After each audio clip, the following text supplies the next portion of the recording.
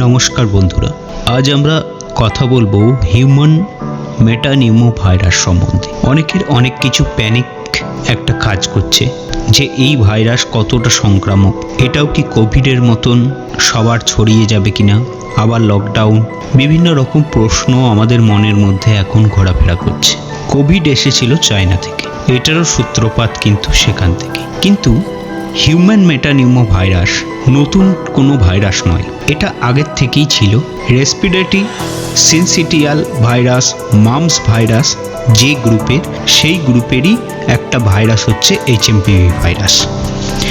এখন এই HMPV virus সাধারণত যে লক্ষণগুলো আমাদের দেখা দেয় সেটা হচ্ছে হালকা জ্বর, গায়ে ব্যথা, গলা ব্যথা, সর্দি কাশি, কাশির সাথে থুতু বা কফ হওয়া, র্যাশ হওয়া, এই সমস্ত সাধারণত যা আমাদের ঠান্ডা লাগলে হয় সর্দি কাশিতে, সেই রকমই লক্ষণ কিন্তু এই ভাইরাসে দেখা যায়।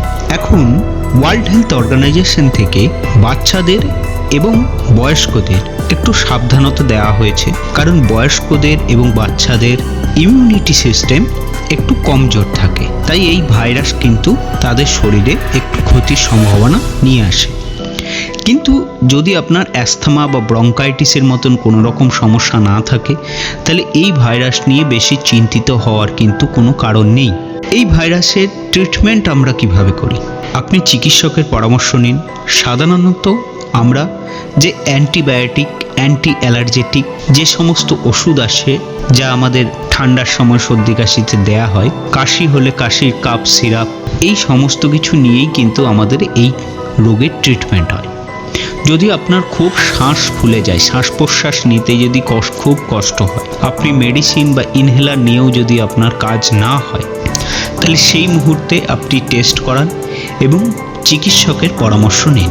তবে এর জন্যে আমরা প্রিকশন কী নিতে পারি এবং এটা ছড়ায় কীভাবে? কোভিডের মতনই এটা কারোর সঙ্গে হ্যান্ডের কন্ট্যাক্ট হলো, হাতে হাত মেলানো, আমাদের হাঁচি কাশি মাধ্যমে, আমাদের হাত না ধুয়ে কারোর সঙ্গে কন্ট্যাক্ট করার জন্যে, এইভাবেই যেভাবে কোভিড ছড়ায় সেম প্রসেসে এই ভাইরাসও ছড়ায়।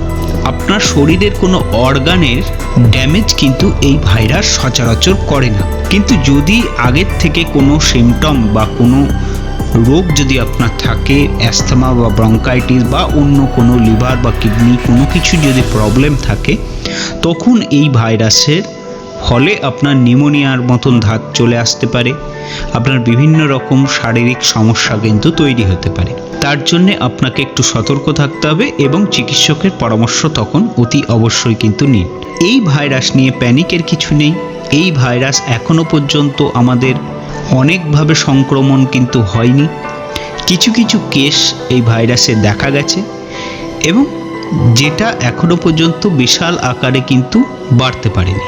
তাই আমরা একটু সতর্ক থাকলে, মাস্ক ইউজ করলে, হাত পা ধুয়ে, জামা কাপড় ধুয়ে, বাইরে থেকে এসে ধুয়ে যদি আমরা ব্যবহার করি, আমরা যদি একটু সতর্ক মেনটেন করি, তাহলে কিন্তু এই ভাইরাস থেকে আমরা রক্ষা পাব। তাই চিন্তা করবেন না এবং প্যানিক হবেন না। এখন আসি, সবাই সুস্থ থাকবেন, ভালো থাকবেন।